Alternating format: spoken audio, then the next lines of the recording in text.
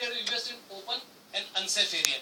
जब वो अप्रोच करते हैं किसी भी इंडस्ट्रीज को या किसी भी एंड यूजर को या बल्क यूजर को, they collect the e-waste and put in this open area.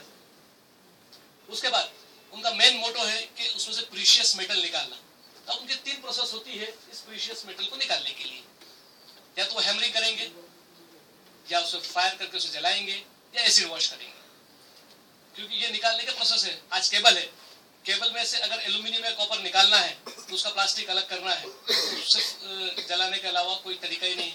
आप देखते होंगे अक्सर 12-1 बजे रात के बाद नालों के पास में वो जलते हुए दिखाई देते हैं। वो धुआं जो निकलता है वो केबल का ही होता है, मोस्टली केबल का ही होता है।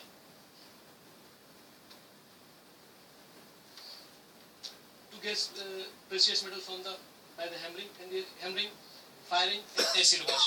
This is the way to extract the precious metals from those electronic components. इसकी जो स्टडी पाई गई है, क्योंकि इसमें जो हेवी मेटल्स होते हैं जैसे लेड है, कैडमियम है, मरकरी है, इससे ह्यूमन बॉडी पे क्या इफेक्ट पड़ता है। पहला है रेस्पिरेटरी सिस्टम्स। ये सबसे ज्यादा इफेक्टिव होता है, रेस्पिरेटरी सिस्टम ही इफेक्ट होता है।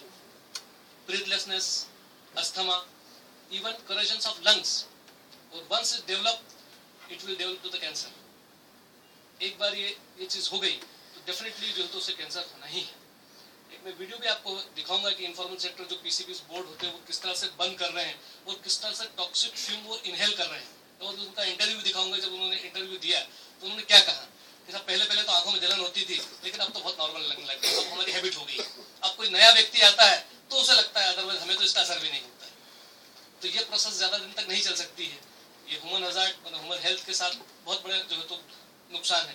तो ईवेस्ट का सिर्फ ये है कि आप उसको तरीके से अगर उसे डिसमेंटल किया जाए, उसमें से हजार्डस कंपोनेंट्स को प्रॉपर्ली साइंटिफिक वे से निकाला जाए, तो this not waste, it is a source. Waste नहीं रहेगा, ये सोर्स बन जाएगा। इसी तरह से नर्वस सिस्टम ये डायरेक्ट सीएनएस पर जो है तो अटैक करता है, और जब एक बार सेंट्रल नर्वस सिस्टम पर अटैक हुआ तो इससे रिलेटेड सारे प्रॉब्लम्स, चाहे हाइपरटेंशन हो, चाहे जो है तो कार्डियोवास्कुलर हार्ट की डिसीजेस हो, क्योंकि सारे रिलेटेड नर्वस सिस्टम से रिलेटेड सारे डिसीजेस। इसी तरह से